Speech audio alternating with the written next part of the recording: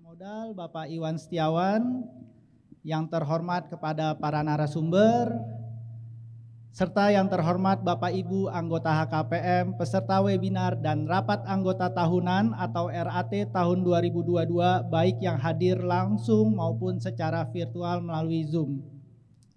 Pertama-tama mari kita panjatkan puja dan puji syukur atas kehadirat Tuhan Yang Maha Esa, karena hanya atas perkenannya kita dapat hadir pada rangkaian acara HKHPM pada hari ini, yaitu terdiri dari RAT tahun 2022 dan juga seminar ataupun talk show dengan bobot 5 satuan kredit profesi dengan tema perkembangan peraturan transaksi afiliasi dan benturan kepentingan dari masa ke masa. Kami ucapkan selamat bergabung sekali lagi kepada seluruh peserta, baik yang melalui Zoom maupun yang hadir secara langsung. Saya Ferry Raja Guguk dan rekan saya Juanita Arsiana. Kami akan memandu acara pada pagi hari ini sampai dengan siang nanti. Sebelumnya saya akan sampaikan program acara pada hari ini, yaitu sebagai berikut. Pertama, pembukaan RAT tahun 2022 sekaligus perhitungan suara pertama untuk quorum rapat. Kedua, sambutan Ketua Umum HKPM. Lalu pelaksanaan webinar yang diawali dengan pemberian keynote speech oleh Ibu Ucu. Lalu perhitungan suara kedua untuk quorum rapat. Lalu apabila belum memenuhi quorum, maka akan diikuti dengan seminar perkembangan peraturan transaksi afiliasi. Hari ini akan diisi oleh siapa aja nih, Ju, untuk talk show kita ya. Baik. Hari ini. Seminar dalam bentuk talk show kita pada pagi hari ini akan diisi oleh Bapak Baselius Ruru. Kemudian subtemanya filosofi pengaturan transaksi afiliasi dan benturan kepentingan. Lalu Bapak Inyoman Tager dengan subtema perkembangan pengaturan benturan kepentingan dari masa ke masa, termasuk untuk pada akhirnya pengaturan transaksi afiliasi dan benturan kepentingan, serta peran regulator dalam pemberian perlindungan kepada pemegang saham minoritas. Kemudian Bapak Sumaryono terkait dengan pemahaman konsep good corporate governance dikaitkan dengan perlindungan hukum kepada pemegang saham minoritas pada suatu transaksi benturan kepentingan dan atau transaksi afiliasi. Dan sesinya akan dipandu oleh moderator kita Bapak Indra Safitri dan Ibu Ana Sofayuki. Ya. Baik. Kami persilahkan kepada Mas Sampurno selaku Ketua RAT rapat kita pada hari ini untuk membuka acara sekaligus untuk melakukan perhitungan suara. Kepada Mas Sam, rekan Sampurno, waktu dan tempat dipersilakan.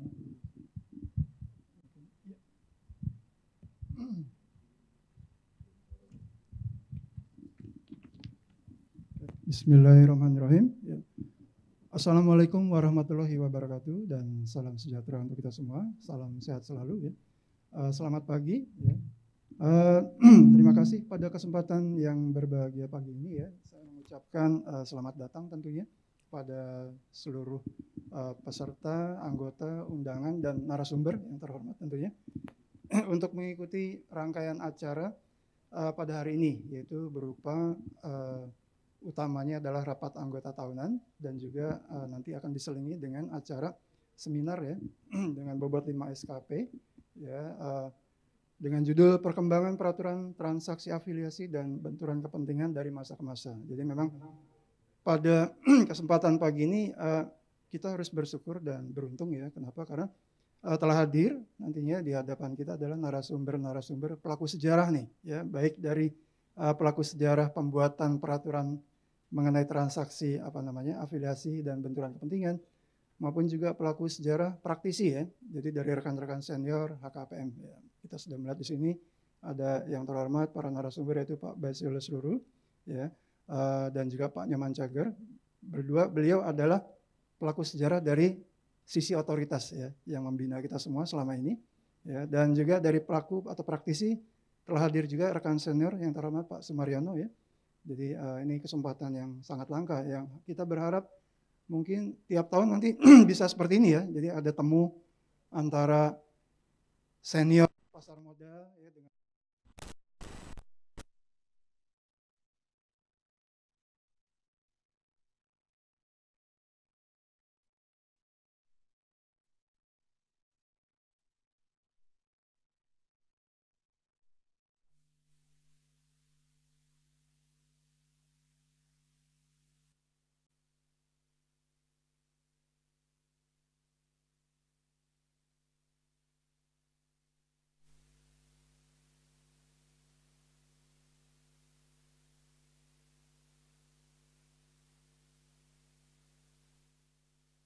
Terus dalam anggaran dasar itu pelaksanaan harusnya dilaksanakan setiap bulan Mei.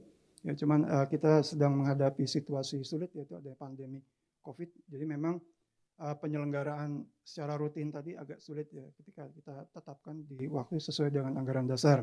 Jadi di dalam kesempatan ini tentunya kami sampaikan permohonan maaf dan juga memohon izin ya agar pelaksanaan rapat anggota tahunan pada tanggal 24 November tahun 2022 ini bisa kita laksanakan. Jadi kita pertama-tama tentunya ya terima kasih tadi kepada rekan-rekan anggota pada khususnya dan juga peserta dari seminar ya, diharapkan memang dalam kesempatan yang langka ini dengan kehadiran tadi narasumber yang sudah saya sebutkan, kita bisa mengikuti acara rapat dan seminar ini sejak awal sampai dengan akhir. Tentunya dengan mematuhi tata tertib dan tetap juga menjaga protokol kesehatan utamanya ya. Nah, dalam kesempatan ini tapi saya belum melihat adanya Ibu Notaris ya, insya Allah nanti dia akan hadir di rapatnya nanti ya, karena kebetulan beliau masih ada acara di tempat lain ya, tapi kalau ada stafnya mungkin ya saya ucapkan selamat datang dan terima kasih sudah ikut membantu dan berpartisipasi di dalam rapat ini. Sebelum perhitungan suara mungkin sebagai izin sebagai saya dipercayakan sebagai ketua rapat dan ketua sidang, dengan ini saya membuka acara rapat ya, yang mulai resmi dibuka pada jam 9.20.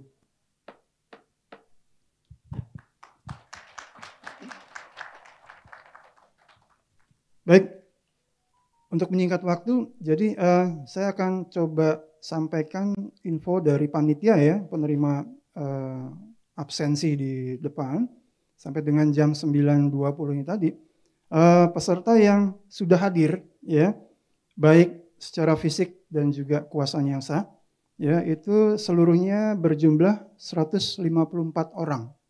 Ya, sementara kalau kita rujuk pada anggaran dasar ya di pasal 30 ayat 5 itu persyaratan dapat dilaksanakannya rapat anggota tahunan itu minimal harus dihadiri oleh setengah lebih ya. Jadi kalau kita lihat masih cukup jauh ya. Karena kalau kita hitung setengah lebih, di mana anggota kita sekarang ini sekitar 800 dan yang aktif itu 600, maka minimal yang hadir itu harus lebih dari 300. Ya, jadi ini karena belum terpenuhinya, ya, sehingga kita juga belum bisa mengadakan rapat dan belum bisa mengambil keputusan sesuai dengan pasal 34 ayat 2 ya. Dengan demikian saya izin ya, agar pelaksanaan rapat ini bisa terlaksana dengan baik, tentunya kita harus menunggu rekan-rekan anggota yang lain untuk bisa hadir ya, yaitu untuk menunggu rekan-rekan yang akan hadir tadi, kita akan selipkan ya, jadi sebelum nanti rapatnya kita akan adakan seminar terlebih dahulu ya, sehingga nantinya setelah pelaksanaan seminar kita akan lanjut ya kepada rapat anggota tahunan dengan quorum yang lebih kecil yaitu sepertiga ya dari yang hadir ya. Jadi izinkan saya ya untuk men-skor terlebih dahulu rapat anggota tahunan ini dan menyerahkan kepada MC. Silakan rekan Cucu dan rekan Ferry. Baik, terima kasih Pak Sam. Baik, hadirin sekalian, mengingat seperti yang disampaikan quorum belum tercapai, kita menunggu dan kita melanjutkannya dengan acara seminar kita. Perkembangan peraturan seminar afiliasi dan benturan kepentingan dari masa ke masa, yang sebelumnya kita dengarkan dulu sambutan dari Ketua Umum HKPM, Pak Iwan. Pada Pak Iwan, silakan Pak Iwan.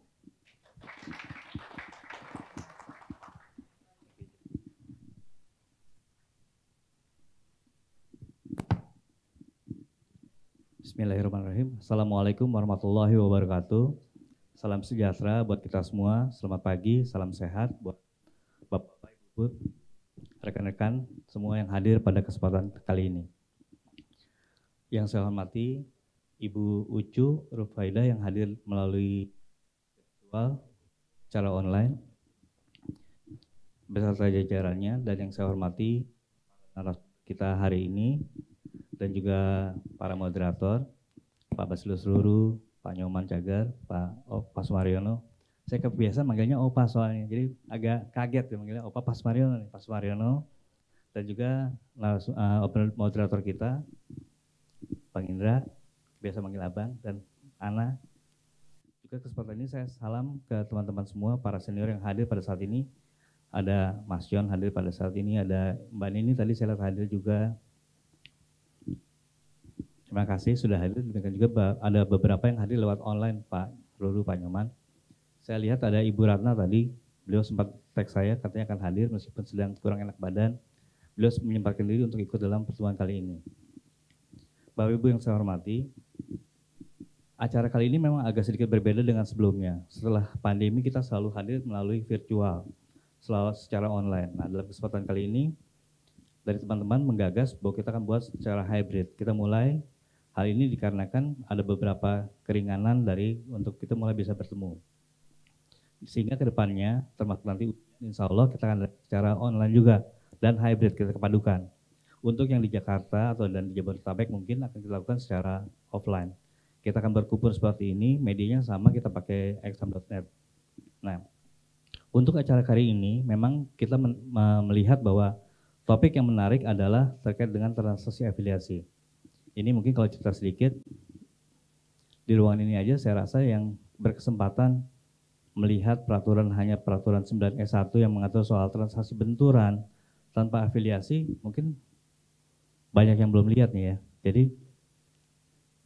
saya rasa dari kita hanya beberapa orang. Saya alhamdulillah kebetulan punya kesempatan dan diberikan kesempatan ketika Pak Ruru, Pak Nyoman, berdiskusi Pak Opas Mariono dan juga beberapa senior lainnya membuat peraturan-peraturan itu, saya kebetulan hadir di ruangan tersebut. Jadi sempat mengetahui adanya backgroundnya apa sih kira-kira. Nah ini kesempatan tadi disampaikan oleh Pak Pasam adalah untuk para senior kita sharing, dan ini adalah bukan pertemuan pertama tapi akan kita ulang beberapa kali dalam setiap tahunnya. Mungkin teman-teman yang, sorry saya bilangnya junior ya Pak, jadi yang junior nih kalau Pak Indra udah tahu lah.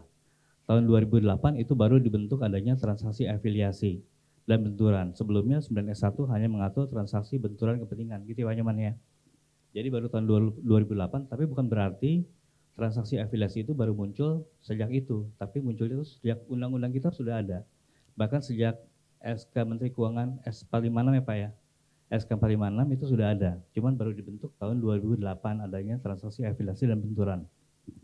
Ini menjadi menarik karena seiring dengan perkembangan pasar, kebutuhan pasar dan sebagainya, sehingga dikembangkanlah hal seperti ini. Nah, semoga acara kita hari ini bisa membawa kita semua diingatkan oleh para senior kita, Pak Ruru, Pak Nyoman, Opa dalam hal ini. Mungkin nanti dari teman-teman yang senior juga, Kang Yon, Mbak Nini bisa sharing juga bagaimana pengalamannya sebelum kita menghandle isu-isu afiliasi maupun benturan. Mungkin itu yang dapat saya sampaikan. Selamat menjalani, bukan webinar sekarang, jadi seminar untuk kita semua yang dilakukan secara offline dan online. Mungkin itu yang saya sampaikan. Terima kasih. Assalamualaikum warahmatullahi wabarakatuh. Waalaikumsalam warahmatullahi wabarakatuh. Terima kasih kepada Pak Ketum. Acara selanjutnya adalah kita akan mendengarkan keynote speech yang akan dibawakan oleh Ibu Ucu secara virtual. Kepada Ibu Ucu, waktu dan tempat kami persilahkan, Bu Ucu. Terima kasih Bapak Ibu sekalian. Pada kesempatan ini izinkan saya menyampaikan keynote speech atas nama Pak Inarno. Berhubung beliau tidak dapat hadir pada pagi ini, ada agenda lain, maka kami sampaikan pada kesempatan pagi ini. Bismillahirrahmanirrahim. Assalamualaikum warahmatullahi wabarakatuh. Selamat pagi dan salam sejahtera bagi kita semua. Yang kami hormati Bapak Iwan Setiawan, selaku Ketua Umum Himpunan Konsultan Hukum Pasar Modal beserta jajarannya, para narasumber pada acara webinar untuk PPL HKPM pagi ini. Tadi saya dengar ada Bapak Ruru, Baselius Ruru, selamat pagi Pak, Bapak Inyoman Cager, Bapak Sumaryono, dan juga Pak Indra Safitri selaku moderator. Para hadirin sekalian yang berbahagia, kami juga tentu sangat mengapresiasi dan menghormati adanya penyelenggaraan acara ini, di mana webinar atau tadi Pak Iwan sampaikan seminar yang sebenarnya diselipkan pada rapat anggota ini sungguh sangat baik pada kesempatan ini. Kami yakin para senior-senior juga hadir dan sangat concern dengan acara pagi ini. Tentunya pertama-tama marilah kita panjatkan puji dan syukur kehadirat Allah Subhanahu wa taala bahwasanya kita sudah dapat hadir dan berkumpul di ruangan dan juga mungkin ada yang virtual sehingga acara ini dapat terselenggara secara hybrid. Alhamdulillah kita semua diberikan Allah kesehatan dan tentu dalam masih situasi yang saat ini pun meningkat kembali Bapak Ibu COVID sehingga mungkin panitia mengambil kebijakan untuk hybrid karena adanya pembatasan PPKM 1, maka pagi ini HKHPM menyelenggarakan seminar dengan tema perkembangan peraturan transaksi afiliasi dan benturan kepentingan dari masa ke masa. Pada kesempatan yang baik ini, kami ingin mengucapkan terima kasih dan apresiasi setinggi-tingginya kepada HKHPM yang telah secara konsisten dan terus-menerus menjalankan tugas dan fungsinya dalam membina dan menjadi wadah pengembangan kapasitas keilmuan pada konsultan hukum di bidang pasar modal khususnya. Dengan diselenggarakannya kegiatan seminar secara tatap muka dan juga secara virtual pada pagi ini, kami berharap kegiatan ini nantinya tidak hanya menjadi ajang sharing information dan diskusi, namun juga dapat menjadi ajang untuk memperkuat hubungan. Di sini tentu saling silaturahmi, Bapak Ibu, saling mendukung dan memberi masukan atas berbagai isu dan update terkait perkembangan di bidang pasar modal. Mengingat transaksi afiliasi maupun transaksi material, kompleksitasnya tentu sangat tinggi dan dinamis. Tidak semua transaksi afiliasi dan transaksi material ini sama, copy paste tidak.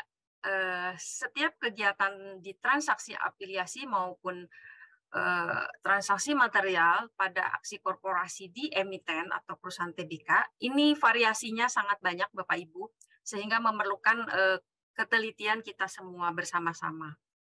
Jadi sebelum menjauh membahas topik webinar hari ini, izinkan kami menyampaikan terlebih dahulu update terakhir mengenai data konsultan hukum yang terdaftar di OJK, bahwa sampai dengan akhir bulan Oktober tahun 2022, OJK telah memproses dan menerbitkan STTD baru kepada 30 konsultan hukum. Cukup banyak Bapak Ibu. Dengan penambahan ini, jumlah konsultan hukum yang terdaftar di OJK sebanyak 448 konsultan hukum. Besar harapan kami bagi konsultan hukum yang terdaftar di OJK untuk tetap aktif berkegiatan di industri pasar modal yang kita ketahui bersama perkembangannya sangat cepat dan dinamis, serta dapat memberikan benefit tentunya bagi industri pasar modal dan tentu bagi himpunan konsultan hukum pasar modal bagi para anggotanya. Bapak Ibu, peserta para hadirin yang berbahagia pada kegiatan pendidikan profesi berkelanjutan kali ini, HKHPM mengangkat topik yang sangat menarik tentu ya. Tadi sudah disampaikan juga oleh Pak Iwan, di mana kita semua sangat berbangga hati dengan berkenannya Bapak Baselius Ruru beserta Pak Nyoman untuk hadir pada kesempatan ini, karena beliau-beliau pelaku sejarah ya, tadi sudah disampaikan juga. Saya pada saat Bapak Baselius Ruru menjadi ketua Bapepam, mohon izin, saya memang baru masuk Bapak angkatan YPP 2.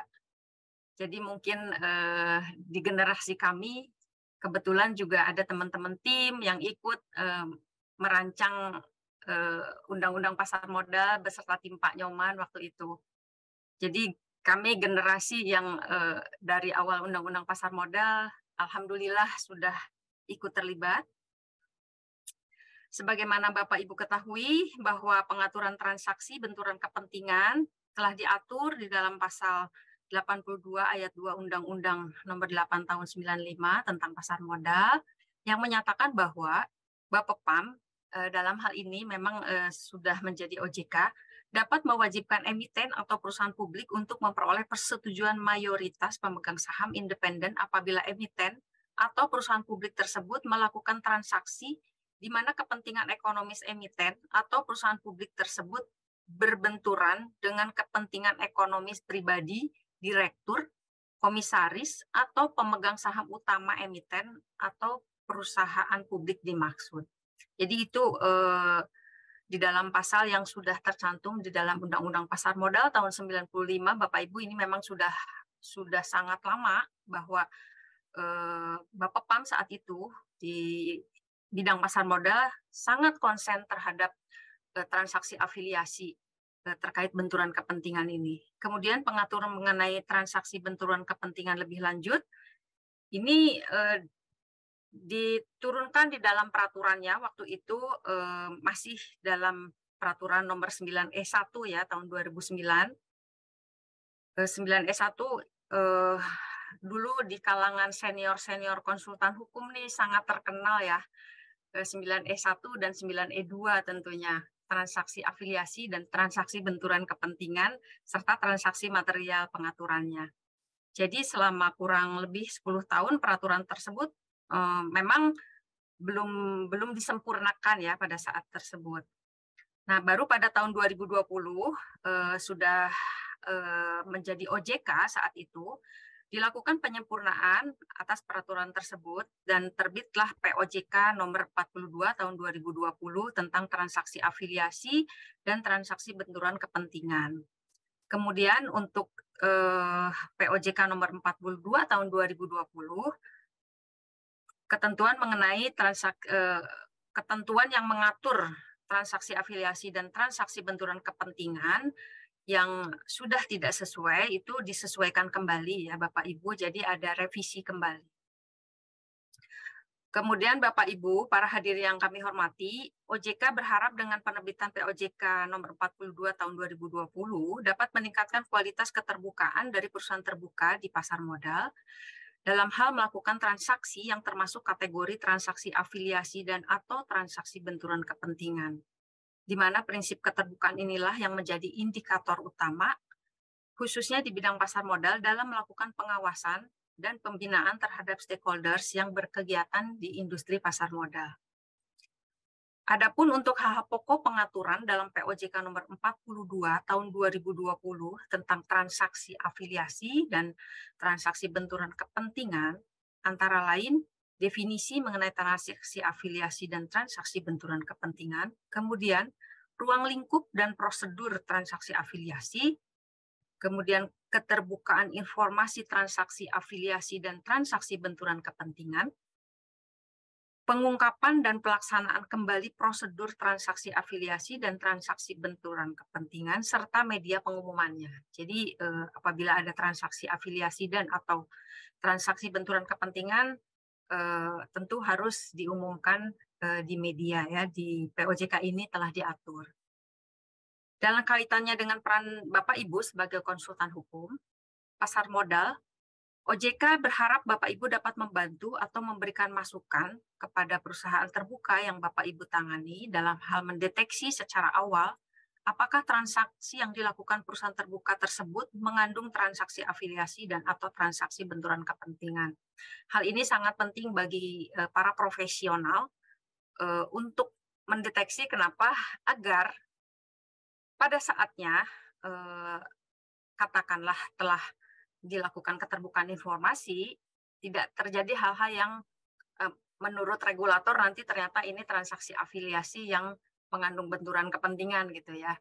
Tetapi di keterbukaan informasinya katakanlah hanya transaksi afiliasi. Mengapa? Karena kalau mengandung benturan kepentingan, itu telah diatur juga bahwa transaksi tersebut pada akhirnya harus menyelenggarakan rules independen terlebih dahulu apabila mengandung benturan kepentingan. Nah, oleh karena itu, dalam rangka preventif dan penegakan hukum, ini para profesional konsultan hukum tentu harus mendalami filosofi kenapa transaksi afiliasi dan atau benturan ini diatur di regulator. Nanti mungkin yang kami hormati Pak Baselius Rusu beserta Pak Nyoman dapat menyampaikan kepada, tadi Pak Iwan sampaikan ini banyak junior-junior ya yang ingin belajar lebih jauh tentang filosofi peraturan ini.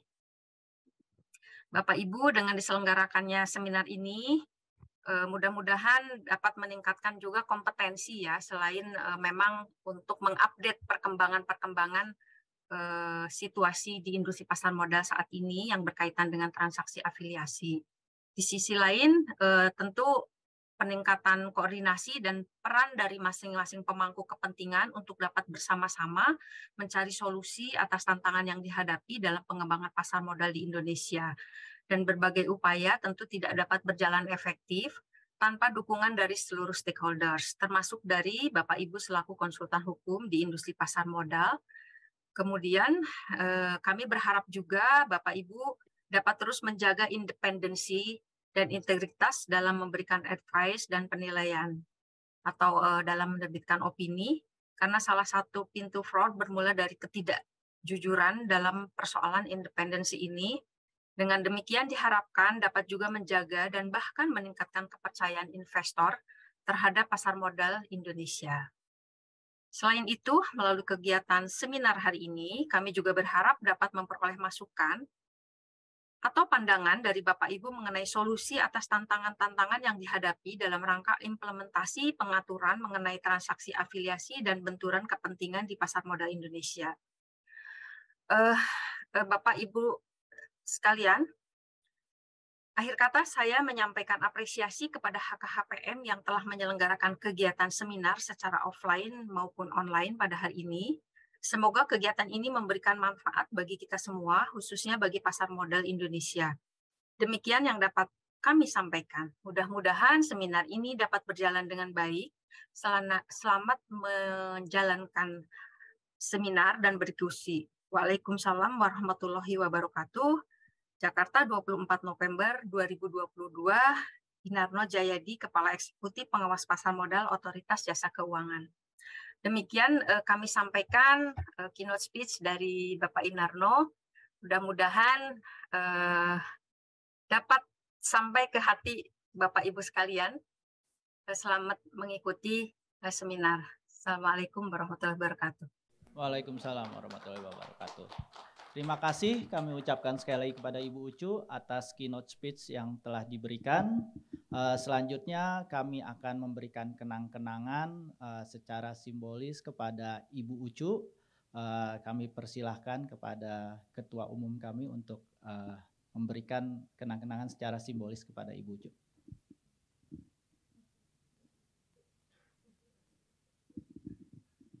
Ibu Ucu, terima kasih atas penyampaian keynote speech dari Pak Inarno. Bersama ini saya sampaikan kenang-kenangan untuk Ibu. Mohon dapat diterima Ibu. Saya terima dengan baik Bapak Iwan. Terima kasih atas penghormatan ini. Terima kasih sekali lagi. Ya? Baik Pak, terima kasih.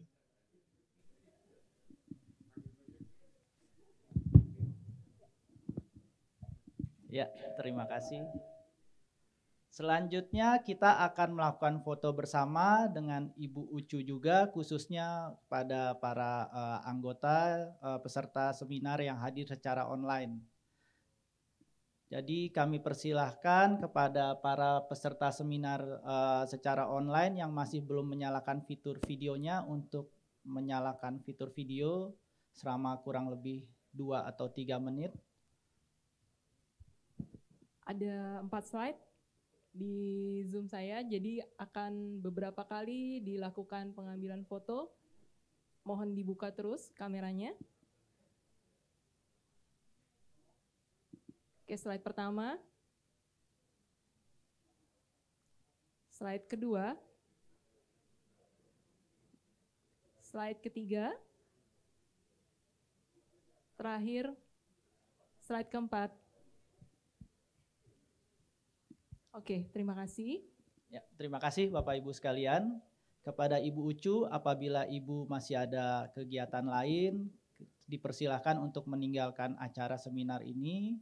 Tapi kalau Ibu ingin mengikuti acara seminar sampai akhir, kami persilahkan juga. Terima kasih. Ya, terima kasih Bu Ucu.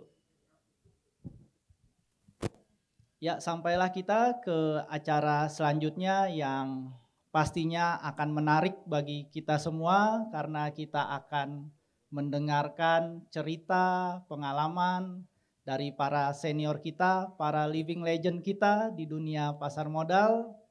Kami persilahkan kepada Pak Nyoman, Pak Ruru, dan Opa Sumaryono untuk menempati tempat yang sudah disediakan di depan. Juga dipersilahkan kepada para moderator kita, Bang Indra, Bu Ana.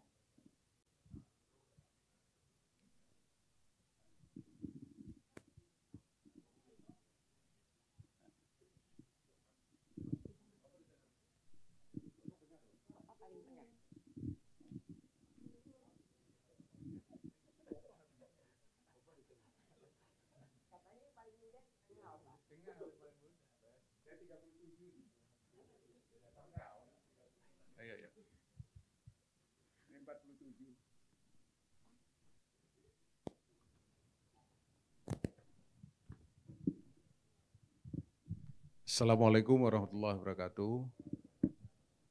Salam sejahtera bagi kita semua. Selamat pagi Bapak-bapak sekalian, Pak Ruru, Opa, Pak Joman, Ana, para pengurus HKHPM, Dewan Kehormatan, Dewan Standar, para anggota yang online semua, yang offline, yang jauh-jauh datang dari Medan, Surabaya, dan yang mungkin saya juga nggak sempat lihat di sini. Terima kasih atas kehadirannya. Senang sekali setelah hampir 2 tahun ya lebih ya. 3 tahun ya. 3 tahun ini Pak. Nah, kami biasanya itu setiap bulan selalu ketemu ya, dan setiap tahun itu selalu ada acara keluar kota ya. Ini 3 tahun ini bertemu lagi dengan teman-teman, ada perasaan gembira dan sedih juga. Ya, tapi alhamdulillah semua sehat. Sehingga format hari ini sengaja didesain oleh Kang Iwan dan teman-teman lain sebenarnya adalah untuk selain silaturahmi ngobrol-ngobrol juga ya gitu Opa. Ya. Jadi feel free, jangan khawatir ataupun apa, silahkan mau menyampaikan hal-hal yang mungkin tidak perlu terlalu serius lah ya. Jadi nanti seriusnya nanti sekitar jam berapa tuh? Yang rapat umumnya aja yang serius ya. Oh ya, itu yang penting Opa ya. Itu lebih nggak serius lagi. Oke, saya lupa juga terima kasih kepada Ibu Ucu ya yang telah menyampaikan poin-poin penting tadi untuk menjadi bekal kita di dalam ngobrol-ngobrol kita lah ya pada menjelang siang hari ini. Sebelum kita agak sedikit serius ya, Ana ini bagian nanti jelasin dulu tentang profilnya dulu sebagai syarat dalam diskusi kita. Silakan Ana. Iya, terima kasih teman-teman semua, baik yang hadir di ruangan ini maupun juga yang hadir di layar Zoom. Selamat pagi, salam sejahtera kita semua. Assalamualaikum warahmatullahi wabarakatuh. Semoga kita semua sehat ya, itu yang paling penting pada pagi hari ini di era pandemi, dan kita harap pandemi segera berakhir dan kita semua bisa melanjutkan aktivitas kita seperti normal, seperti sedia kala. Dan selamat pagi, saya menyapa dulu Pak Ruru. Selamat pagi Pak, sehat?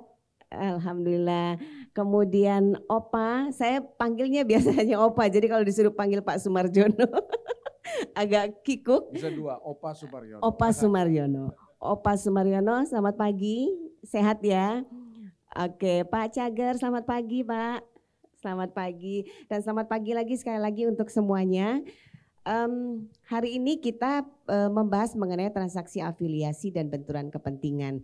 Dan tadi seperti disampaikan oleh Pak Indra, feel free semuanya kita diskusi dengan santai hari ini, tidak perlu tegang. Karena sebenarnya hari ini juga sekaligus kita merayakan kebahagiaan kita bisa berjumpa secara offline. Setelah sekian lama kita terpisah ya. Sebelum kita mendengar Opa Sumaryono, Pak Cager, mungkin yang pertama kita akan mendengar dari Pak Ruru nih ya. Sebelum Pak Ruru bicara, izinkan saya Pak Ruru untuk membacakan riwayat hidupnya, biografi singkat beliau. Pak Ruru ini termasuk legend ya di antara kita, guru kita, pakar pasar modal, cukup senior, usianya sih baru 47 ya Pak. Baru 47, beliau kelahiran Manado di bulan Juni, hampir mirip saya Pak ulang tahunnya, tahun 1948. Beliau menyelesaikan pendidikan S1-nya sarjana hukum di Universitas Indonesia pada tahun saya belum lahir loh Pak, 71 sampai 75. Itu saya baru lahir Pak, baru lahir dan baru ada di dunia, Bapak sudah kuliah. Kemudian tahun 85 sampai 87 beliau menyelesaikan Master of Laws di Harvard University Amerika Serikat. Kemudian riwayat pekerjaan ini luar biasa Pak Ruru, dan mungkin yang junior-junior lah ya ini harus tahu kenapa beliau dikatakan legend di bidang pasar modal, karena memang beliau menghabiskan waktunya dulu di Bapepam ya. Beliau bahkan menjadi ketua Bapepam pada tahun 93-95. Cukup lama. Kemudian karir beliau di Bapepam selesai di tahun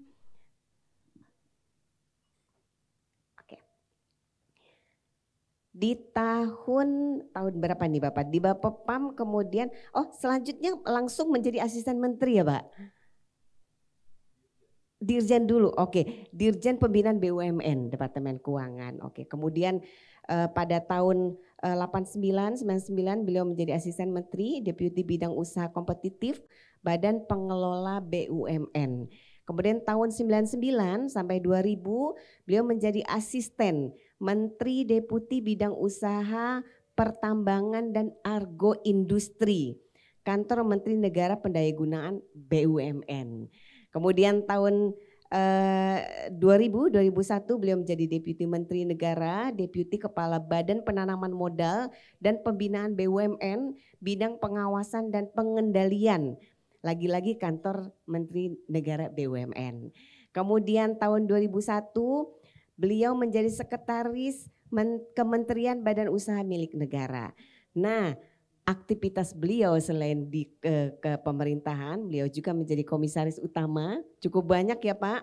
Komisaris utama di PT Bursa Efek Indonesia, kemudian menjadi komisaris utama di PT Telekomunikasi Indonesia Tbk, menjadi komisaris utama juga di PT Perusahaan Pengelola Aset Persero, kemudian komisaris independen di PT TBS Energi Utama Tbk Persero. Kemudian beliau menjadi Presiden Komisaris Independen pada Polisem Indonesia, Komisaris Utama di PT Tuban Petrochemical Industries, kemudian Komisaris Utama di PT Excel Asia Broker Asuransi. Dan Komisaris Independen di PT Manulife Asset Management Indonesia. Sampai sekarang nih dari tahun 2019 beliau masih aktif sebagai Direktur Utama PT Agung Podomoro Land Tbk. Luar biasa ya. Luar biasa. Dan tetap di waktu yang sama beliau juga menjabat sebagai Komisaris Utama merangkap Komisaris Independen PT TBS Energi Utama Tbk. Luar biasa. Dan mungkin yang belum tahu ya, di 4 tahun belakangan ini karena beliau sudah tidak menjadi pegawai negeri lagi ya Pak, beliau mendirikan Cager Ruru and Rekan Law Firm. Betul ya Pak ya? Bersama yang di sebelah saya, beliau Pak Nyoman Cager mendirikan law firm, dan sudah pasti tidak perlu diragukan lagi karena memang legendnya di bidang pasar modal, tentu spesialisasinya juga di bidang pasar modal. Oke, tidak berlama-lama lagi, tentu sudah tidak sabar ini mendengar pakar kita untuk bicara Pak. Kita ini semua ingin mendengar dari pelaku sejarah Pak Ruru. Kalau kita bicara peraturan Pak, tentang afiliasi, transaksi afiliasi dan benturan kepentingan, tentu lawyer-lawyer ini bisa baca peraturan ya Pak. Tinggal buka pasal per pasal. Tapi yang pingin kita dengar nih Pak, landasan filosofisnya bagaimana sih Pak pengaturan mengenai transaksi afiliasi dan benturan kepentingan dari sejak awal Bapak mengetahui ikut juga terlibat di dalamnya tentang pengaturan ini. Saya kira kami persilakan Pak Ruru untuk bisa 30 menit kita punya waktu Pak, kami persilakan. Baik.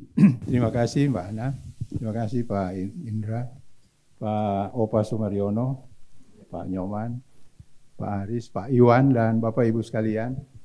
Saya sudah lama sekali nggak duduk seperti ini.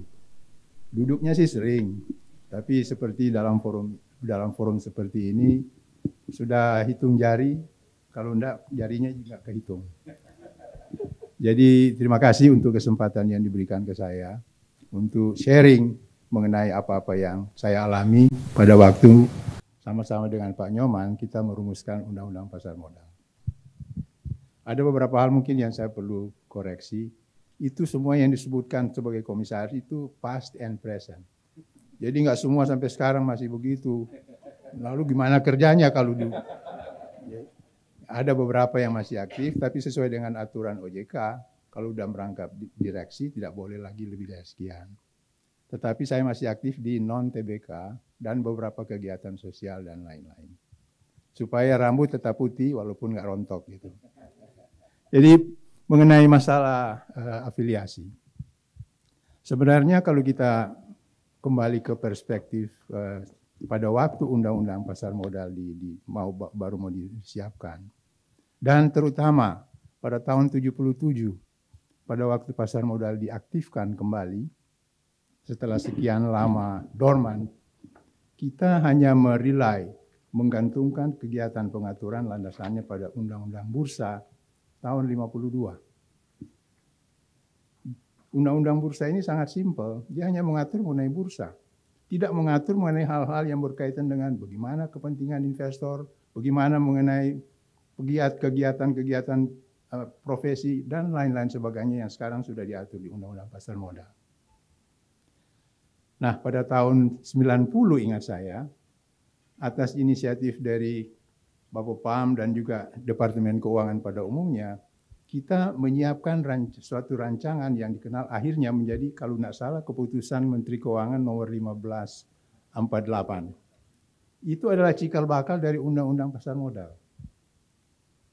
1548 itu sudah mulai diatur hal-hal yang sifatnya fundamental dan tujuan utamanya adalah melindungi kepentingan investor. Nah itulah riwayatnya. Tetapi kita ketahui bahwa aspek aplikasi atau pelaksanaan dari SK Menteri Keuangan tersebut terbatas. Dia hanya keputusan Menteri Keuangan yang sekarang disebut peraturan. Sekuat-kuatnya peraturan menteri, dia tidak mempunyai kewenangan eksekusi yang lebih jauh kalau sudah bicara mengenai pemberian penyidikan misalnya, kalau ada penyimpangan, atau memaksa kepada para pelaku untuk melakukan hal-hal tertentu dalam rangka perlindungan kepentingan publik. Oleh karena itu, maka ada pemikiran, dan itu sangat urgent, untuk segera membuat suatu undang-undang yang memang at par dengan undang-undang yang berlaku di sektor di jurisdiksi lain. Maka dari itu kami di Departemen Keuangan, waktu itu saya masih Kepala Biro Hukum Departemen Keuangan, Pak Nyoman Kepala Biro Hukum di Bapepam, itu kita sudah mulai merumuskan. Sampai kemudian saya ditunjuk sebagai Ketua Bapepam pada tahun 93. Itu salah satu tugas yang sama-sama kita siapkan adalah menyelesaikan Undang-Undang Pasar Modal. Lahirlah Undang-Undang Pasar Modal. Nah apa tujuan utamanya? Tujuan utamanya adalah menyiapkan agar supaya pelaksanaan kegiatan pasar modal itu berjalan secara teratur, transparan, dan efektif. Kalau nggak salah begitu di pasal 3 ya Pak Nyoman, dari undang-undang tersebut. Dan penekanannya adalah pada perlindungan. Pertanyaannya adalah kenapa hal seperti itu terjadi? Sebenarnya kalau semua perusahaan itu hanya sebagai perusahaan non-TBK atau tertutup, itu tidak ada masalah. Tetapi pada saat dia mulai melakukan penawaran umum, maka di situ timbul persoalan bahwa kepentingan dari investor publik itu harus terlindungi. Pertama adalah karena mereka itu tidak mempunyai kewenangan atau kuasa atau power yang bisa mereka exercise sedemikian rupa pada waktu ada corporate action. Dan yang kedua, kalau tidak ada investor, mana ada pasar? Jadi dari sisi ekonomi ini sangat penting. Kepercayaan itu sangat penting, karena itulah yang melahirkan, yang tadi disebut oleh Bu Ucu, kegiatan pasar. Nah, bagaimana caranya melindungi mereka? Itulah yang diatur di dalam Undang-Undang Pasar Modal. Karena itu baca Undang-Undang Pasar Modal ini mengenai kewenangan yang diberikan pada Bapepam. Mulai dari A, huruf A, sampai Z kalau tidak salah. Bahkan waktu itu ada pemikiran mau pakai A1, A2, A3, tapi kayaknya terlalu berlebihan. Maka dibilang sudahlah, kewenangan lain yang diperlukan untuk melindungi kepentingan publik. Jadi itu pasal sapu jagat. Tapi kemudian kembali kepada afiliasi sebagai inti dari permasalahannya. Sebenarnya kenapa afiliasi itu harus diatur sih? Itu memang menjadi hal yang sangat penting. Karena afiliasi itu dia membawa kepentingan-kepentingan yang berbeda. Secara real atau potensial. Secara real, misalnya kalau yang tadi sudah diungkap dan itu kelihatan sekali di dalam pasal 82, kalau direksi komisaris atau pemegang saham mempunyai kepentingan yang berbeda dengan kepentingan perusahaan. Dalam hal ini, tentunya transaksi tersebut menjadi sesuatu yang tidak fair, tidak transparan kepada investor publik. Karena ada kepentingan-kepentingan yang berbeda. Nah, kebetulan saya penganut Katolik, saya membaca Matius 6, kalau tidak salah 6:24, bahwa manusia tidak boleh melayani dua tuan. Sebab kalau dia melayani dua tuan, dia akan meninggikan yang satu, merendahkan yang lain.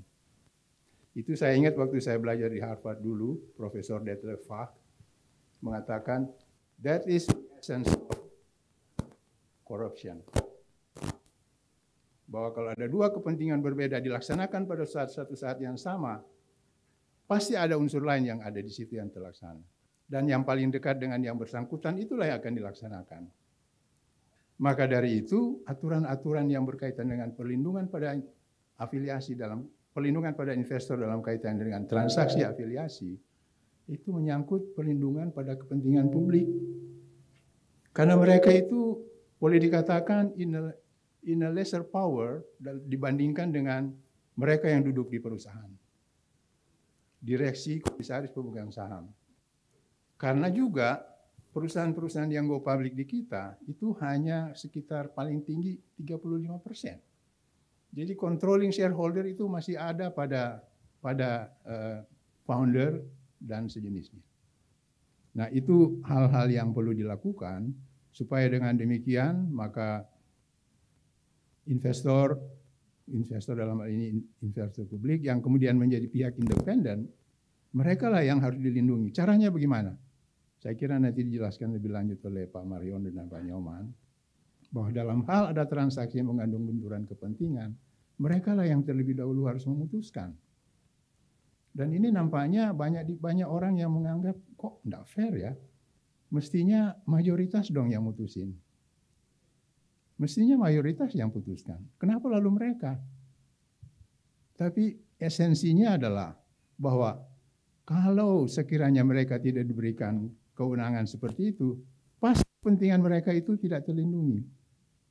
Walaupun memang pertanyaannya atau persoalannya belum tentu keputusan-keputusan yang dibuat oleh shareholders yang controlling itu merugikan mereka. Mungkin ada juga controlling shareholders yang baik. Tapi itu kan persepsi. Yang terjadi dan kebanyakan yang terjadi adalah ada hal-hal lain yang terselip di dalam keputusan tersebut. Jadi oleh karena itu maka kepada mereka diberikan pengutamaan dalam rangka pembuatan keputusan yang menyangkut hal-hal seperti ini. Nah, itu saya kira yang menjadi pertimbangan utama, sehingga ada pengaturan yang kemudian dibuatkan dalam aturan 9E1, E2, dan E3, dan seterusnya. Nah, pertanyaannya lebih lanjut adalah apa beda antara afiliasi, kemudian pihak yang benturan kepentingan, dan lain-lain. Kalau menurut saya, sebenarnya itu intinya masih tetap sama, yaitu adanya kepentingan yang berbeda antara satu dengan yang lain yang masuk dalam rangka pembuatan keputusan dalam perusahaan. Hanya mungkin pihak-pihak yang afiliasi itu, kita baca definisi afiliasi di Undang-Undang Pasar Modal. Itu sudah dirumuskan di sana, siapa yang namanya afiliasi itu. Mulai dari istri, suami, anak, orang tua, karena perkawinan atau lain-lain, itu semuanya sudah ada definisinya. Tetapi pihak yang benturan kepentingan, itu barangkali pihak-pihak yang tidak mempunyai hubungan afiliasi, tetapi mempunyai kepentingan yang berbeda dengan perusahaan. Dan itu bisa siapa saja. Bisa saya, bisa istri saya, bisa orang lain yang ada kepentingan dengan perusahaan.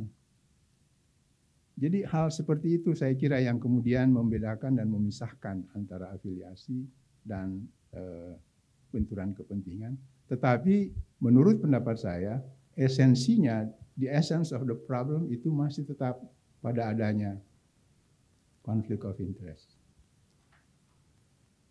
Lebih jauh lagi sebenarnya kalau kita bicara mengenai conflict of interest ini, itu juga berlaku bagi perusahaan-perusahaan yang non-TBK. Siapa yang mempunyai kewenangan, siapa yang mempunyai kewajiban dalam suatu institusi, ada fiduciary duty kan? Ada duty yang melekat pada yang bersangkutan untuk tidak boleh melakukan hal-hal di luar dari ketentuan yang berlaku di institusi tersebut. Jadi kalau kita menerawang lebih jauh lagi, dalam hal perusahaan non-TBK pun ada kewajiban seperti itu. Tetapi bedanya dengan perusahaan-perusahaan yang sudah go public, itu diawasi dan harus dilaksanakan mengenai kemungkinan terjadinya atau adanya transaksi yang mengandung benturan kepentingan. Nah, dalam perusahaan non-TBK, itu ada kewajiban-kewajiban. Fiduciary duty, duty of care, dan lain-lain dalam hal bertindak sebagai direksi atau komisaris dari perusahaan. Begitu juga kalau kita menjadi agen dari pihak lain. Kita tidak boleh bertindak selain daripada kepentingan pihak yang kita wakili. Kalau kita menjadi pejabat, boleh enggak kita melakukan hal lain selain dari yang kita pegang? Boleh enggak gratifikasi? Enggak boleh kan? Itu conflict of interest. Sebagai pejabat, dia hanya boleh melakukan kewenangan apa yang dirumuskan sesuai dengan kewenangan dia. Di luar dari itu, dia tidak boleh lakukan. Nah, ini barangkali yang kita perlu pegang. Bahwa pada saat kita mendapatkan mandat untuk melakukan sesuatu, maka mandat itu disertai dengan kewajiban-kewajiban tertentu yang berkaitan dengan trust, dengan integrity, yang berkaitan dengan hal-hal yang menyangkut kepentingan pihak lain yang perlu dilindungi. Itu barangkali yang dapat saya sampaikan, Pak Indra dan Bu Ana dan Bapak Ibu sekalian. Mudah-mudahan berkenan. Terima kasih. Sedikit mendalami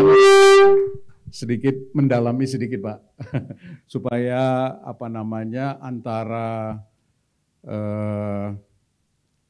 historis dan prinsip yang tadi Bapak sampaikan tadi, nanti kita coba sedikit dalami untuk melihat ketika satu transaksi yang mengandung benturan kepentingan itu terdeteksi karena adanya perbedaan benturan kepentingan, maka yang diinginkan oleh hukum adalah untuk melindungi pihak yang dapat berpotensi merugikan, Pak. Ya, artinya di antara ini biasanya adalah para pemegang saham minoritas. Jadi memang filosofinya yang ada di dalam hukum pasar modal kita bahwa memang minority protection itu ada sampai sekarang. Yang tadi juga disampaikan juga oleh Ibu Ucu tentang perkembangan daripada POJK yang terbaru gitu. Mungkin Bapak bisa menambahkan lagi sedikit lagi gitu ya, kira-kira apa yang perlu kita perkuat lagi selain, karena sekarang ini kan situasi daripada transaksi ini makin kompleks Pak Ruru. Jadi artinya transaksi itu juga menyangkut begitu, misalnya katakanlah konglomerasi keuangan ya Pak, atau transaksi yang bersifat teknologi dan lain-lain, atau transaksi yang kadang-kadang beneficial ownership-nya itu bisa sampai 3-4 layer ke atas gitu. Tadi Ibu Ucu mengatakan tugas kita sebagai konsultan hukum adalah harus mampu untuk mendeteksi ini. Mungkin pesan Bapak lagi gitu ya dalam mendalami selain daripada aspek perlindungan investor juga, mungkin bagaimana kita melihat kedudukan dari pemegang saham pengendali, misalnya Mbak, yang dapat mengendalikan ya, kemudian masalah keterbukaan informasi, ya Pak ya, prinsip-prinsip yang ada di situ, ya kemudian kira-kira mungkin bisa juga Bapak berikan tips kepada kita yang muda-muda inilah ya, untuk kira-kira apa yang harus kita perkuat ketika kita berhadapan dengan kompleksitas yang boleh jadi malah mungkin kadang-kadang membuat kita menjadi bukan bingung Pak ya, tapi harus memperkuat integritas kita ya, karena soal konflik of interest ini melibatkan banyak pihak ya, banyak kepentingan ya, apalagi kadang-kadang Opa Sumaryono bilang ya, kadang-kadang lawyers makin membingungkan makin enak Pak. Nah ini kalau kita yang makin bingung malah semakin susah. Kira-kira apa Pak Ruru, karena kita bicara tentang filosofi, bicara tentang norma, sehingga bisa ini menjadi pegangan kita untuk seterusnya akan kita pegang sebagai landasan profesi kita. Silakan Pak Ruru.